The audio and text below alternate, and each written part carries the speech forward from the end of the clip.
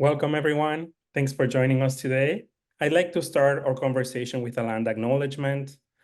My name is Jorge, and I'm joining you all from the traditional territory of many nations, including the Mississaugas of the Credit, the Anishinaabeg, the Chippewa, the Haudenosaunee, and the Wendat peoples.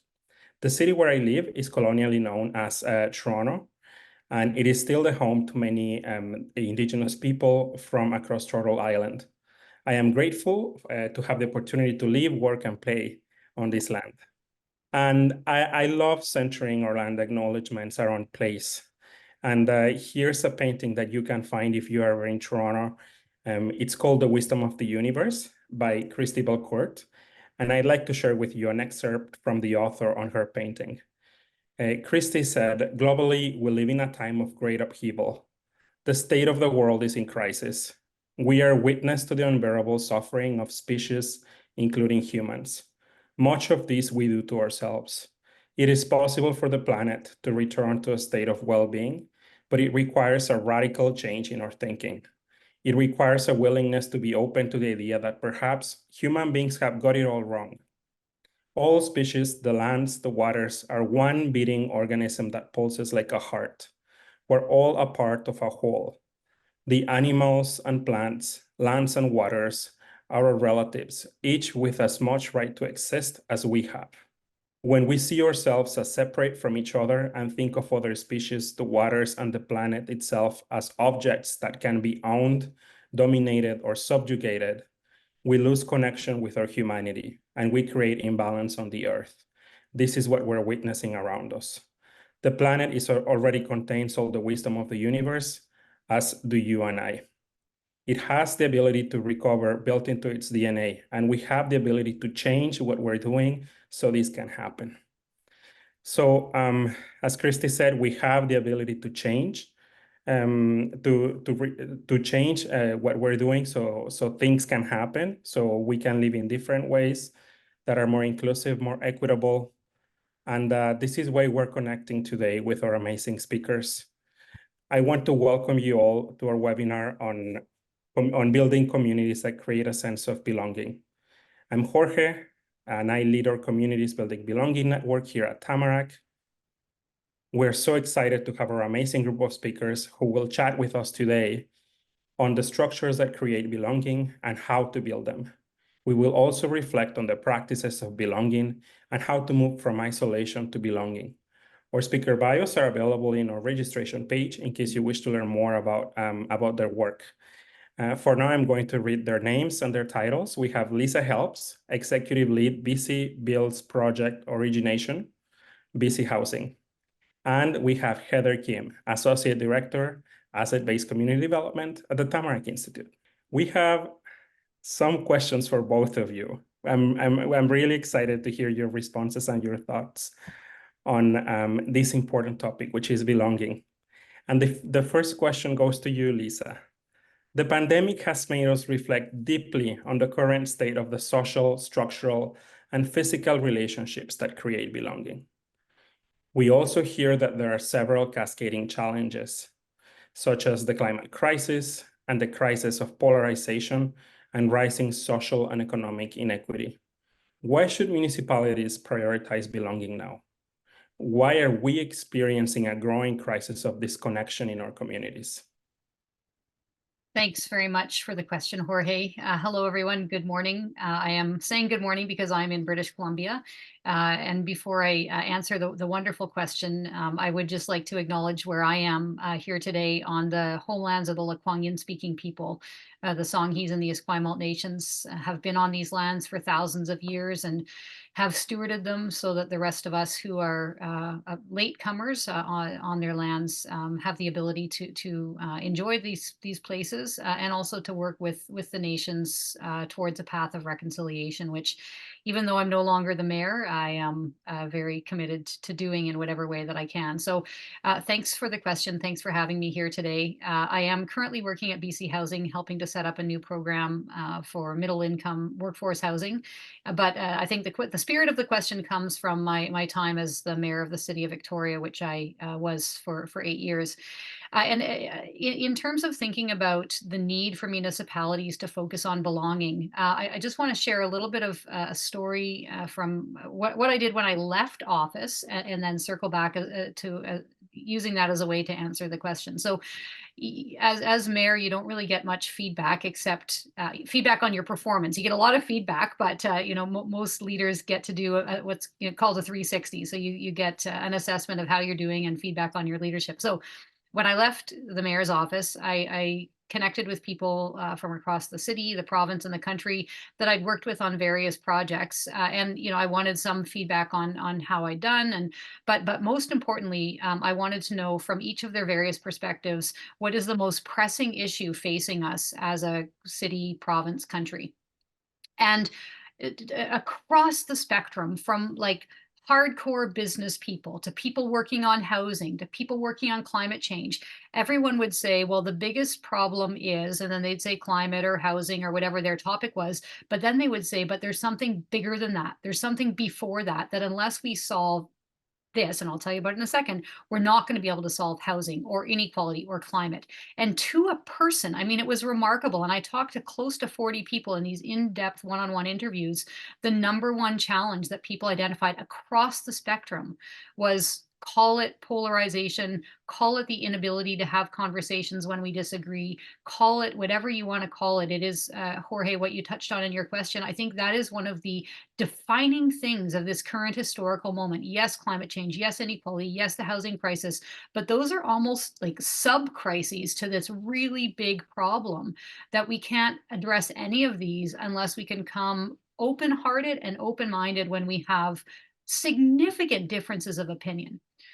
So that's the stage setting. What can local governments do, municipalities, and why should they? There's so much. Local governments can't alone fix climate change, can't alone fix housing, can't alone fix any of those things. But what local governments are really, really skilled at is bringing people together. It's that power of convening, and not in that awful way where it's a public hearing and people are coming for or against a new development, but in terms of work on equity, diversity, and inclusion. So at the City of Victoria, we had an equity, diversity, inclusion office. We created a welcoming city committee made up of newcomers, brought them together and asked, what can you do and what can we do? Same thing with the International Decade of People of African Descent, same thing with youth. And so I think like the power of convening is really like, it should not be underestimated. And I think local governments maybe don't use that skill as much as possible. So that's number one. And then number two, what local governments can do to create a sense of belonging in a climate of polarization is create small opportunities for people to come together. And so many local governments are doing this. But again, my reference point at the City of Victoria, we created Migrate Neighborhood Grants. Tiny amounts of money, small amounts of money that are unleashing amazing creativity and connection. I was actually just at well, actually, might want to save that. I'll stop talking now. I know there's a lot more to say, but yeah, those are the two things: convene people and then give communities resources to support them to bring forward their own ideas, but in a way that almost make it a requirement. Like one of the requirements we built into the Migrate Neighborhood Grants is, how does this create resilience? And resilience and connection are part of belonging. So thank you. Absolutely. Thank you, Lisa. This is very powerful. I love this thinking on the power of convening and providing those small but very meaningful opportunities to drive large-scale change, actually. And this is a really nice transition into our next question, which is for you, Heather. I'd love to hear your thoughts on Tamarack's work right now. When and why did we embark into supporting communities to create plans and interventions for belonging? And yeah, why does it matter right now? Thank you so much. First of all, I just wanted to say that my home and my office are located on the beautiful lands of Treaty 3, home of the Hautechones and Anishinaabe peoples, also known as Brant County.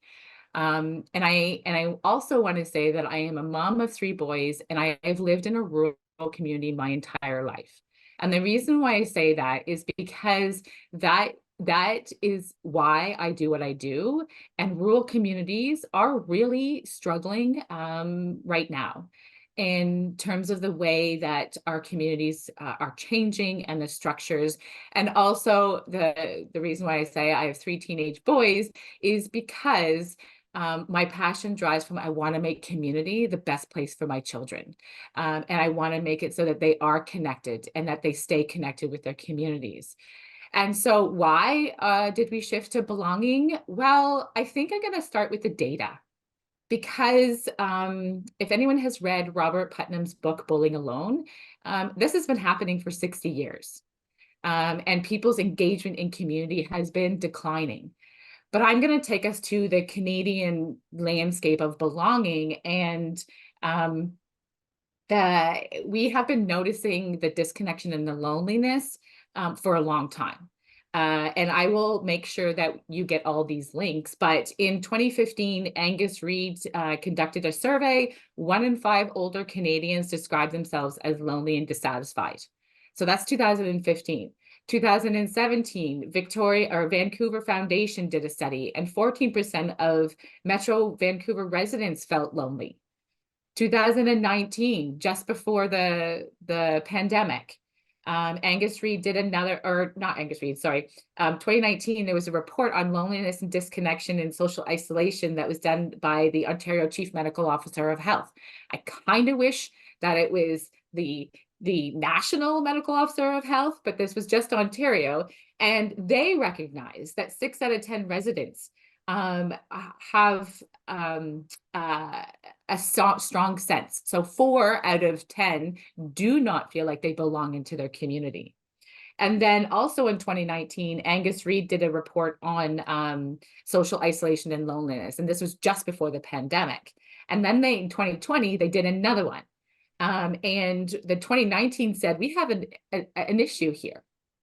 Pandemic, 2020, during the pandemic, we have a massive issue here. And so if you look at the data, 2021, there was a Canadian social connection survey. Less than half of the participants reported satisfaction in the time they spent with others. And then 2023, the quality of life framework. And this is one that I really like. And it's about the sense of meaning and purpose, because meaning and purpose is what drives us to want to do things in our community. And that was low. And so when you look at the data, this is not new. And so why not now? It has to be now. And then if we dive into the crises that we're having, and the climate crisis and housing crisis, we truly believe that the mental health crisis, belonging is the cornerstone to this. If we can get people to connect with each other, a sense of meaning and purpose, and stepping up and being part of the solution and not waiting for others to solve the solution, that is the only way we're going to be able to solve these crises. And I say community is going to be the hero in this crisis. And so why not, right? Why not now? And so we were deepening community, and we changed to communities building belonging so that we can help organizations and municipalities to develop plans where people are at the center. So we have to shift our mindsets. We have to shift the way that we're doing things. And my quote for last year, which I probably will carry on to this year, is old ways won't open new doors. So this is the time to think about some new ways of moving forward. Thank you, Heather. This is fascinating. I love the piece that you shared on meaning and purpose. We sometimes forget about it. We get too busy. We're too excited to move forward, but sometimes we need to go back and think about it. Why is it that we're doing this work, and how are we truly embedding belonging at the heart of the work that we're doing with communities? And I thought of sharing with both of you that we have some answers here in the chat from our participants.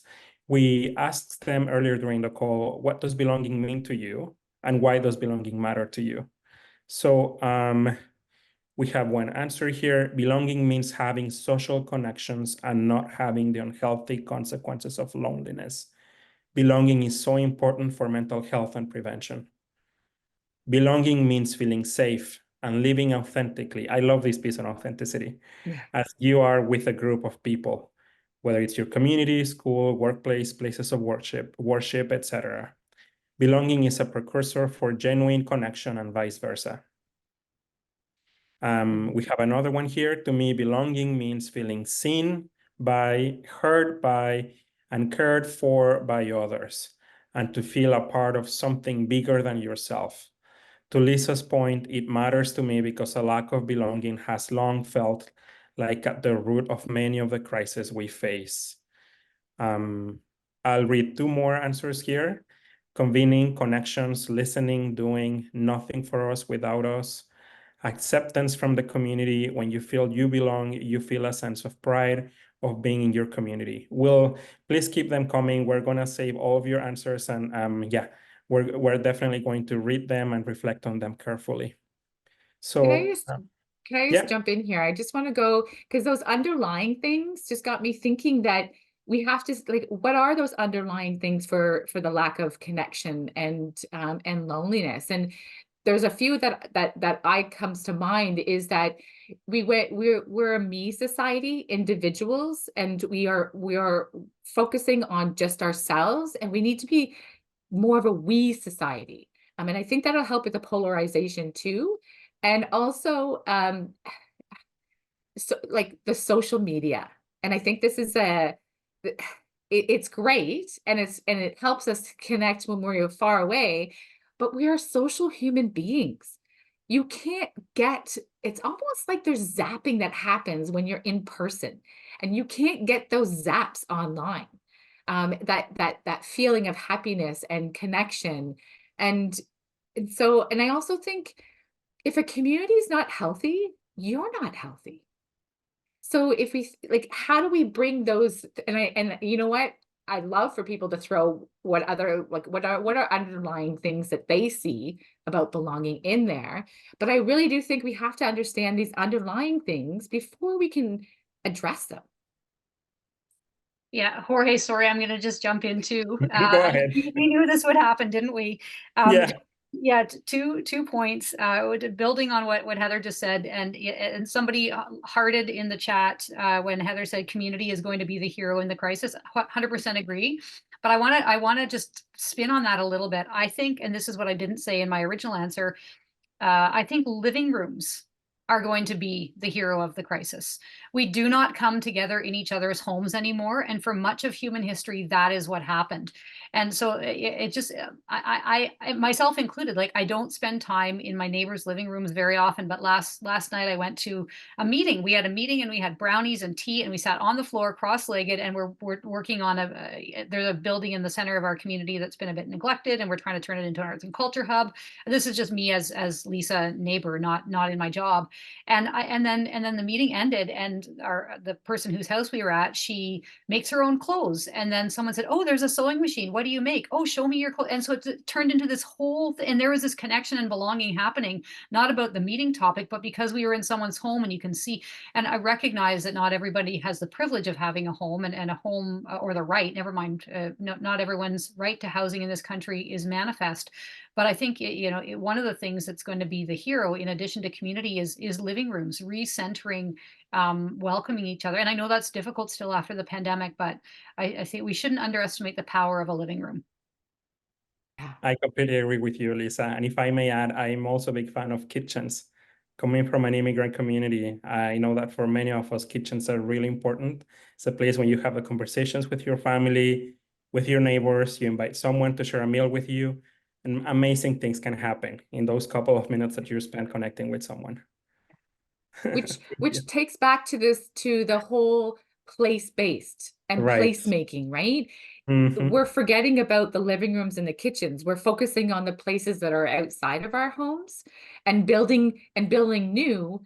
What if we thought about existing places, and how do we bring the living rooms and the kitchens into this place-based conversation? Yeah, absolutely. And usually we think of, housing is private, right? It's not, I totally agree. We want to think about, building inclusive public spaces that are welcoming to all. And yeah, it's not an either or, but I think we've kind of underestimated that the power that we have in our private spaces to make them a bit more public, less private, more spaces for connection and belonging. You know, again, for those of us who have the ability to do that. I know, yeah, anyway. Beautiful, thank you.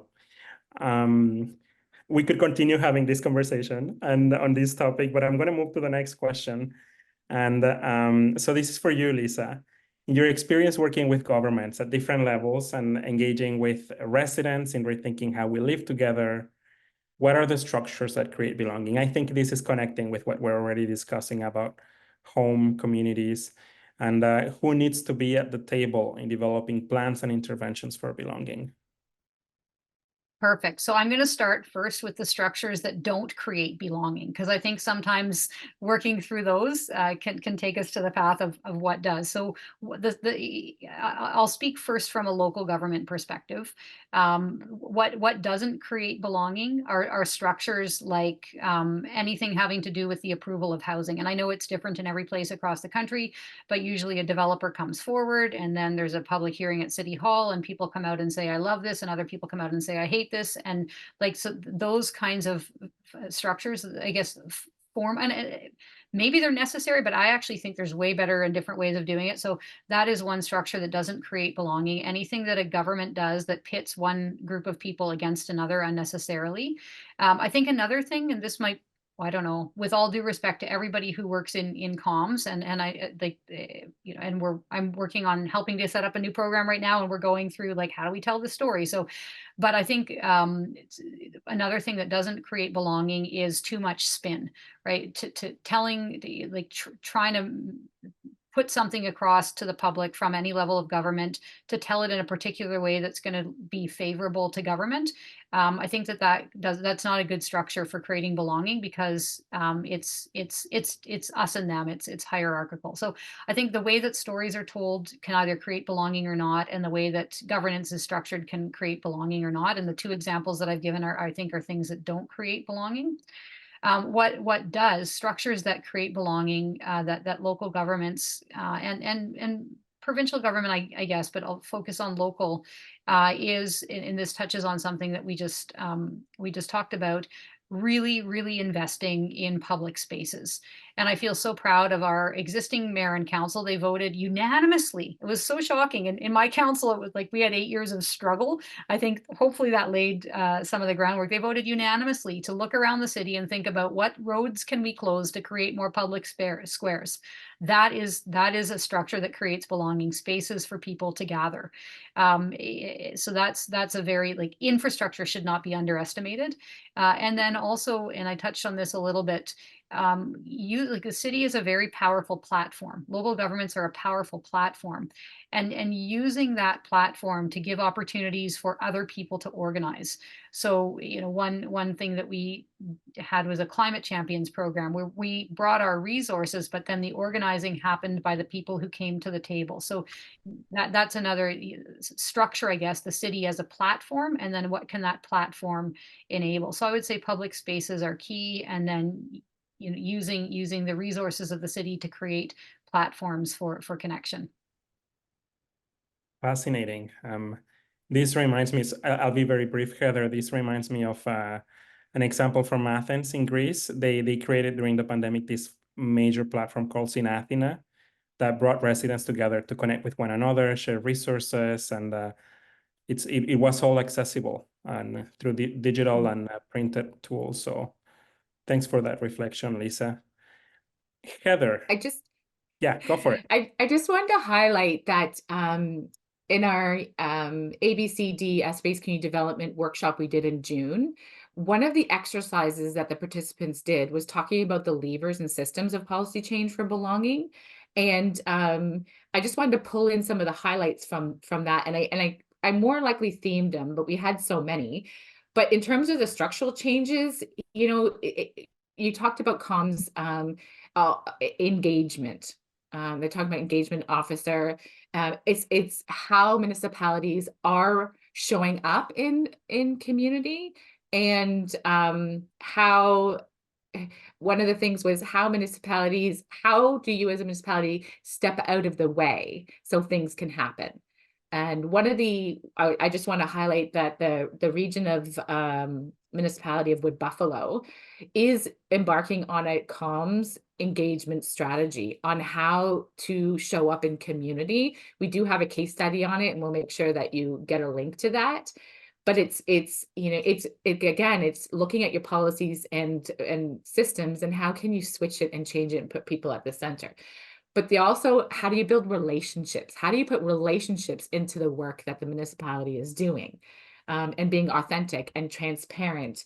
They talking about breaking down the silos, shifting power, and then what's holding back is risk, liability, so risk management, fear of failure, and some political polarization that's happening within some communities. And so those are some of the highlights. I'm hoping Jorge and I can write about what we found from those documents, because there was 150 people at the event, and we really dove into this. Yeah, those are great points. Thank you, Heather. And you actually started answering the question that we have for you. So I'm just wondering if you want to if you want to take a deep dive into any other examples of communities that are already working on developing plans and approaches, solutions to build belonging. So yeah, oh, totally. We have so many, but I wanted to explain how I approach this. And like, I approach it from like a sense of community belonging, because belonging in of itself, when you look at the definition, is very individual. And there is no way that, Jorge, you could change my belonging individually, especially with the population we have across Canada. And so I like, and I'm saying but we at Tamarack is taking a sense of community belonging way of talking about belonging. And in that, there's 3 levels. One is the micro, which is individual connections, connection to connection, getting people to connect in their neighborhoods. So programs such as like the connector programs, and we have a lot of communities that are doing that. Kitsilano has a great program, connector program. Red Deer has a connector program. Edmonton, the city of Edmonton, has a connector program, and there's many more that are starting the connector programs. But what I want to actually highlight is Kepra Institute in Indianapolis. And why I want to highlight that is because I just went there last month, and they work in low-income Black neighborhoods. And what they're trying to do is a more just, equitable, human-centered world, and believe it's fundamental to providing everyone an environment where they have opportunities to bring forth the best within them, become self-actualized, and contribute their genius to bettering their community and the world. And so they're working at individuals and how to make a neighborhood the best place to live. And then you've got the meso, and the meso is more taking kind of a more scale, like a step back, and it's around the social relations and neighborhood characteristics. And so for communities building belonging in Tamarack, we're talking about neighborhood plans, and bringing neighborhoods together. And we worked with Durham, which is a social housing community neighborhood, and they put community at the center. And one of the things that they did was they had a community center where nobody was able to use it unless you got permission and you had a key, which mostly sat empty. And they had a knitting group that was outgrowing their living room. And so they worked on how to shift their policies and their plans, and now the knitting group has access to it. But they also have built a neighborhood plan just before COVID, and that neighborhood supported each other through COVID because they got to know each other. Wetaskiwin is also building a neighborhood plan. Battleford, Saskatchewan. So Wetaskiwin's in Alberta. Battleford, Saskatchewan. Those two are working on building neighborhood plans. And then this year, Communities Building Belonging is doing a Circle of Actions cohort, which is all about this. And we'll make sure you get information on that. And then lastly, it's the micro, so taking really far out. And then that one is about shifting power and moving away from that top-down approach and meeting in the middle approach. And if anyone has talked with me last year, and I know Lisa and I have talked about this, is that meeting in the middle is that sweet spot where we're leveling the playing field, and community and people and neighborhoods have more power. And then you've got your organizations and institutions, and we come together and we build something in the middle. And so one of the things around that is about that people in neighborhoods are part of the programs and the policies. And an example is the National Belonging Strategy, which a big email just went out because I got 1,000 out of offices, a National Belonging Strategy for Canada. And that is one idea or thought around that. Thank you, Heather. There's definitely a lot to unpack there, and especially around the examples that you shared with us on communities that are doing this work really helps us get grounded in what it looks like on the ground once we get going on building belonging. We have one last question for both of you. And I'd like to thank Gabriela. I think you are here with us. So thank you for sharing this question. We wanted to honor it and the others that you shared with us.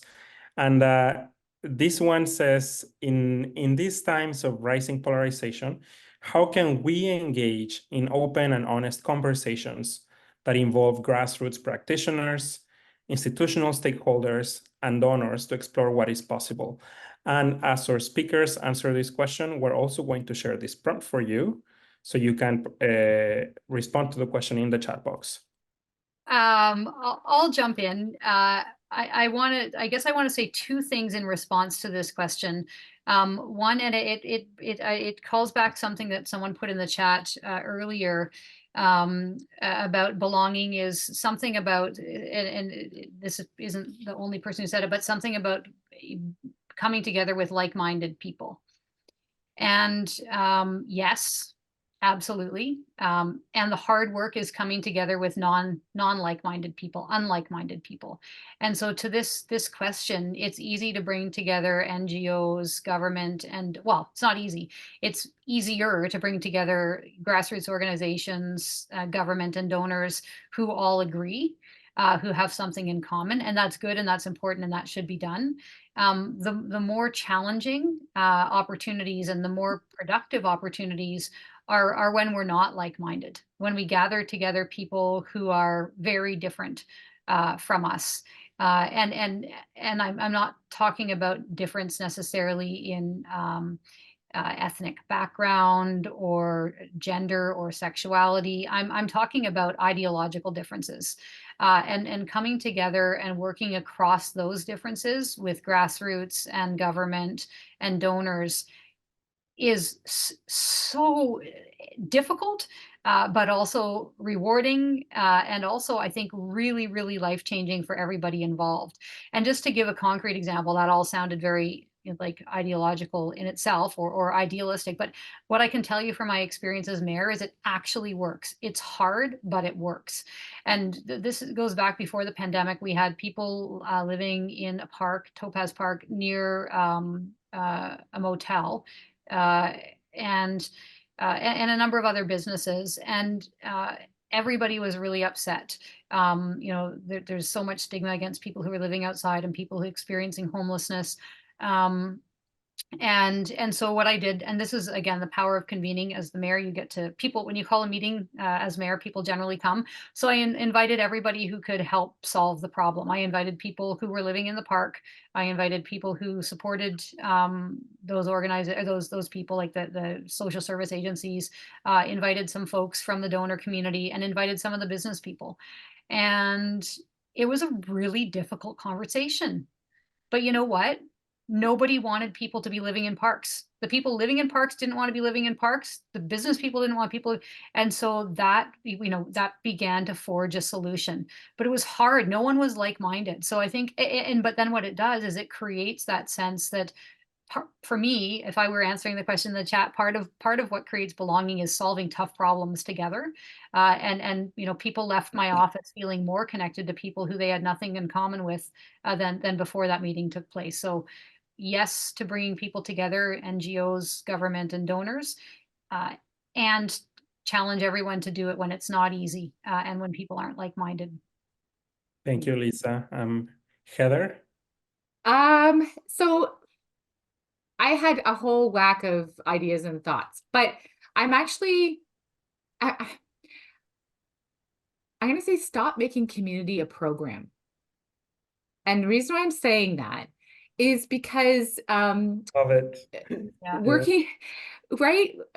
This past 5 years, working with communities, community practices and building plans, and we want to help. And there's a great book, When Helping Hurts. And we want to help, and it's all really good intentions, but I actually think programs is a colonial way of solving problems. And so how do we go back to community?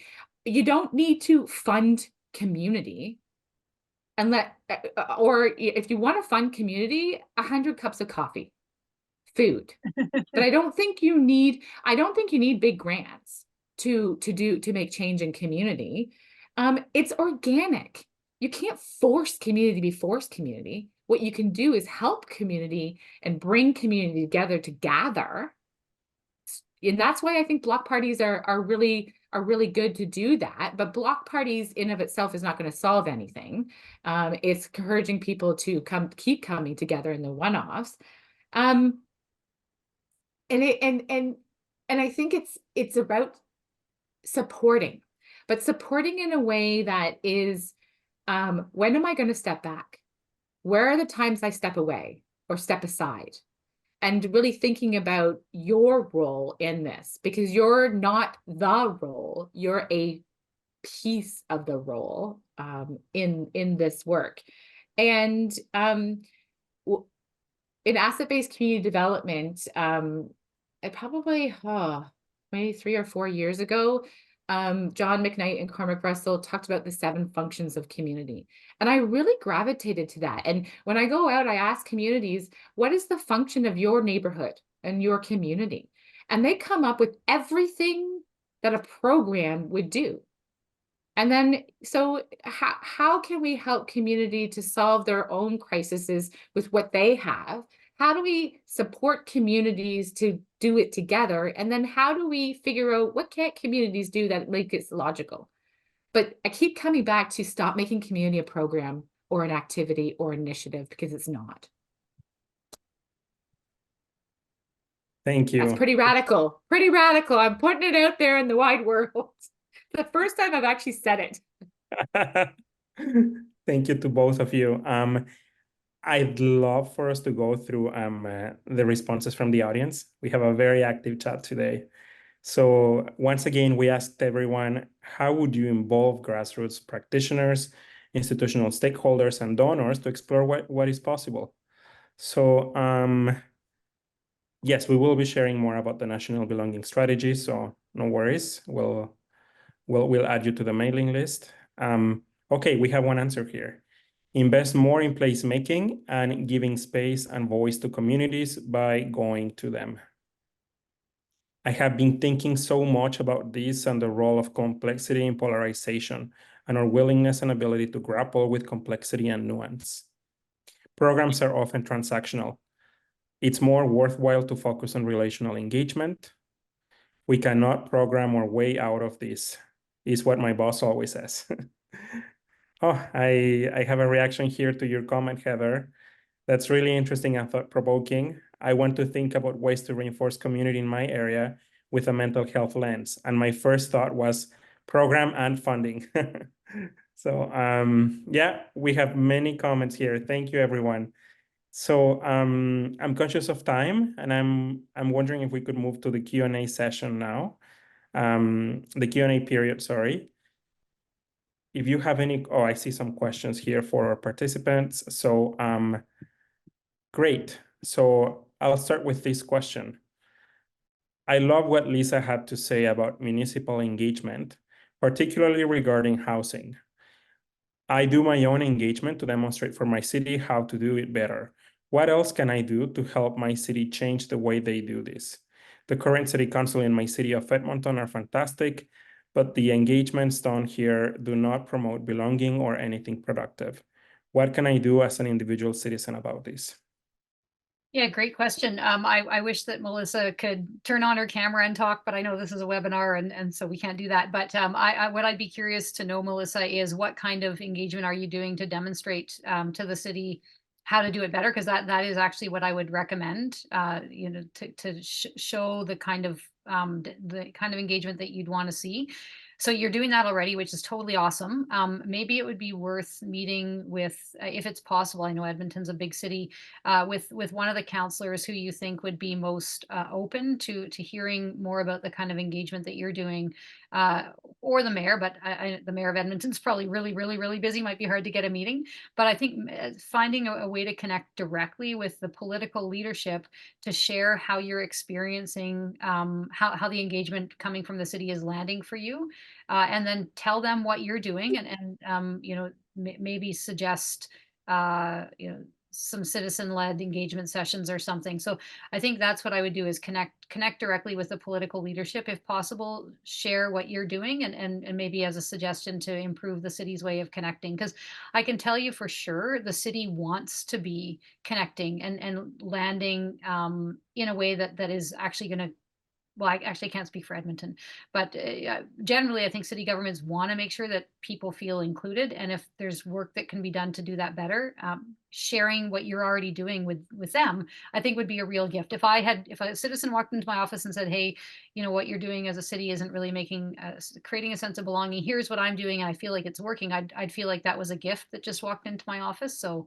that's what I would try and do. Thank you, Lisa. So we have another question here from Kevin. I like the idea of Heather's that community is not a program. I am working on a project to give free, non-barrier space for people to connect, share skills, and teach others. I am finding barriers with risk liability. Any ideas?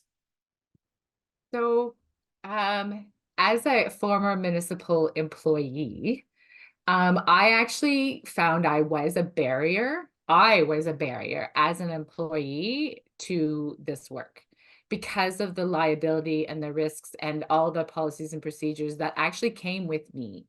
And so again, this is where it's about how do you step aside.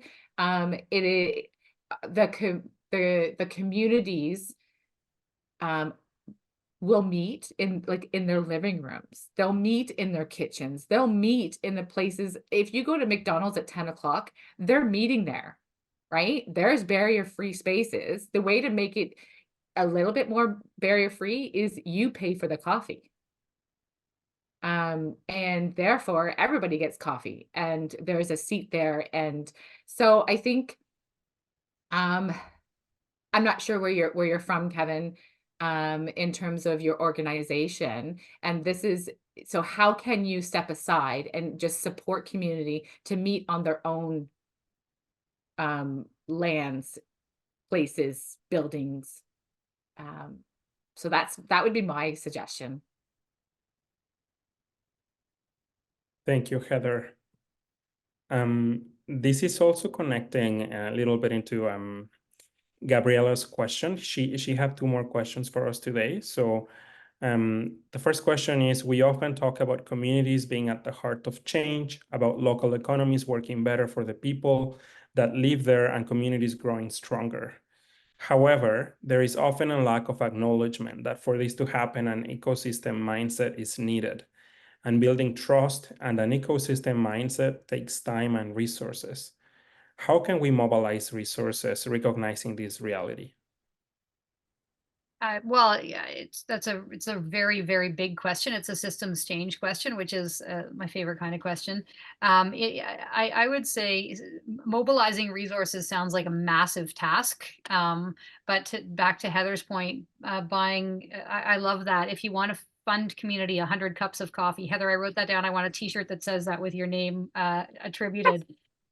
So I think sometimes mobilizing resources sounds like this giant thing we need to do, which is one way of looking at it. I would maybe ask, what are the resources that are already mobilized in my community? What's already happening? that is connecting people, and then build on what's already mobilized, rather than assuming that we're starting at a place where there's nothing happening. And I'm not, that is not what Gabrielle is doing, but I'm trying to paint a bit of a black and white picture to illustrate.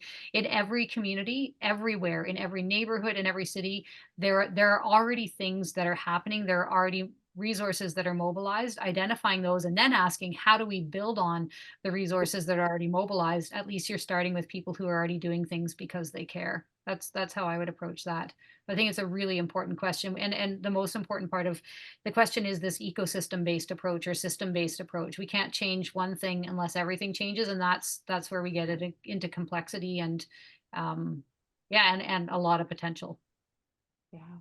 And one way to mobilize is through connection, right? So if you know about resources here and resources here and resources here, you could mobilize those resources by connecting them to the people who need them, by connecting them together. Like, I think connection is very powerful, and connection is not just something that you do randomly or when you think about it. Connection should be happening all the time. Like, when I go into my community or when I'm on a call with somebody, it's like my brain's constantly, I'm like, oh, I've got to connect them to that resource, and I've got that resource, and that resource should be connected together. It is something that I do all the time. And so that to me was just a simple way of mobilizing resources. I don't know what kind of resources that we're talking about. I'm thinking if it's resources of, of all the gifts and the assets in a community, those are resources, right? How do you mobilize that? Connecting them, bringing them together.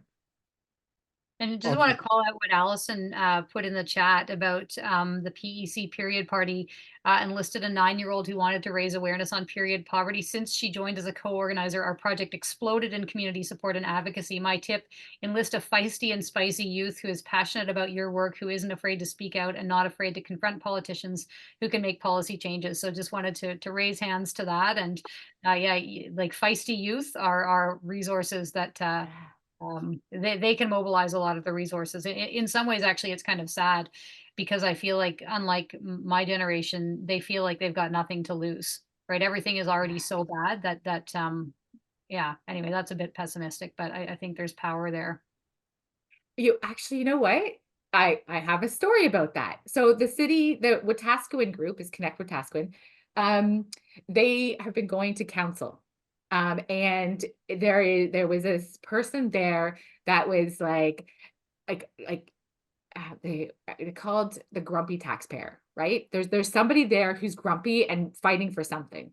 And your first thought is, oh, there they go again. But they had a light bulb, and it was brilliant. That taxpayer is passionate about whatever they're talking about. That's your feisty person who's fighting. So they're like, we need to befriend this person. And so I thought that was actually a really great way to take something that is sought as negative, and as council, you get a lot of those people, right?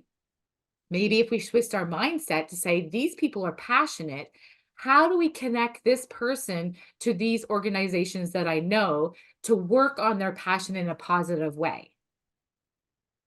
So that's a story. Thank you. Another question here.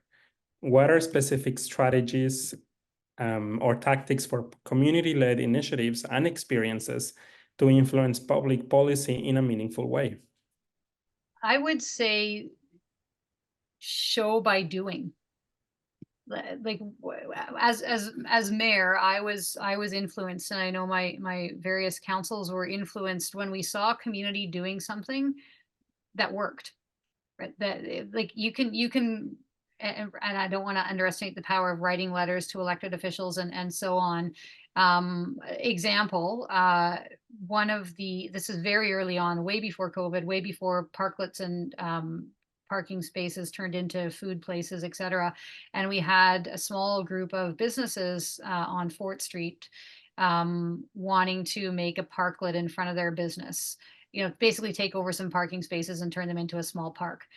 and they just did it. They showed us how to do it. They showed us it could work. And then we made a policy around, here's how you make a parklet. And so just doing it, I think, is one of the best ways to influence public policy, by showing elected officials what's possible, how it's possible, and then enlisting them to support the activity once it's underway or completed, and as a prototype for others. Yeah, I've got a store locally, so I do this personally and professionally. But personally, we have this little green patch within our town that it's not doing anything, and we rallied a group of us together to say we want to build a town square in our community, so that we have a place where people can connect, and it's right in the downtown area. You can somewhere to sit for ice cream and all, etc. And we went to council to make a pitch for our idea. And we didn't make a pitch to say, we want this, what are you going to do and how are you going to do this? We made the pitch to say, we have passionate people. We have skills and assets in our community to contribute to this. We're willing to lead this and need your support to make this happen. And so we got the ear, and we had to change some policies and make it a parkland and etc. We now have council going to be paving the parking lot, which was just a big pothole area, but they have community engagement, which has to happen. And we said, you know what? We are community. We are the community. So we would like to host you in an engagement process in our community. We invite you to come. And so it came from us. It wasn't the county who puts up their poster in really small font saying, come here on such and such date. It was us, and we were celebrating this amazing idea and project, which completely changed the way and the relationship we have with our community. So we were showing by example that when you invest in people who are passionate and have that energy to do it, things can get done, versus wanting to wait and putting it all to the city folks to do, right? Yeah, absolutely. And city staff are just so overworked in every municipality across this whole country. And I think welcome when there are these well thought through ideas and citizens or residents willing to roll up sleeves and work alongside them. Yeah, that's how some of the work in cities gets done. There and also thinking, so going back to the systems and the structures, there needs some work, that we have to do some work, because we have carpenters who want to build something, but if it's on city land, there are some things there. So we know that if the people invest in the building, we're going to invest in maintenance and taking care of it. If it's done for us, usually it's not done with what we want and how we want it, but nobody's owning it. And so there are some systems that we need to look at and consider, and thinking with almost taking red tape into yellow tape, and how can we work together? No, red tape into green tape. I didn't want to, I wanted to jump there, and I thought, oh, maybe that's too much. I'm being very radical today, so I thought, well, maybe I'll just go to caution yellow. Green means go tape. Go tape. Yeah. Yeah. And you actually, sorry, you actually bring up a good point, Lisa, about the capacities, right? And overworked. And I'm going back to rural communities. Each, like the city staff have to cover the whole county, right? They don't know my community. They don't know all the different communities and the nuances. Who best knows are the people who live in there. So to work with us in that way and build trust and relationships and understand, you know, it actually, I'm going to go back to cookie cutter, right? Usually what happens is when one town gets something, they just pick it up and cookie cut it here and cookie cut it here, but that's not what we want. We're very unique and different. And so this allows that unique and differences to come out, because you've got the community to help them understand the context that's in the community and why we don't want picnic tables we want benches, why we want this and that, right? So that I think in terms of changing policies and systems, trust and relationships. Awesome. Thank you, Heather, and thank you, Lisa. I'm looking at the time, and I think we need to wrap this up. So I see that there are some questions. So we are going to keep these questions. We're going to reflect on them and see if we can provide any additional resources in our follow-up email after this webinar. So thank you again to our speakers for sharing these important reflections with us. And thank you to everyone who attended today's webinar. We really appreciated all the insights that you brought through the chat box. We have some quick announcements. So as you might have seen, we recently launched the Circle of Actions. It's a cohort of communities that are going to be developing plans on belonging, plans and interventions on belonging. So the deadline to submit an application is February 29th. My colleague Jamie already shared the link to our website which has more information about it. And I also shared a link to our Q&A session on the cohort that we'll be having on February 7th next week. So I hope you can join us. There's also a webinar happening on February 21st with our friends at the Learning Tree, which we also shared the information already there in the chat box in case you'd like to join and register. And last but not least, as Heather mentioned, Tamarack is building this movement to place community voices and gifts at the center on conversations on building belonging. We want you to help us co-create a national belonging strategy. So please join the movement, sign the pledge, and stay in touch. In a few days, you will receive a follow-up email, which will include a link to the recording and also any other links or resources shared during our call.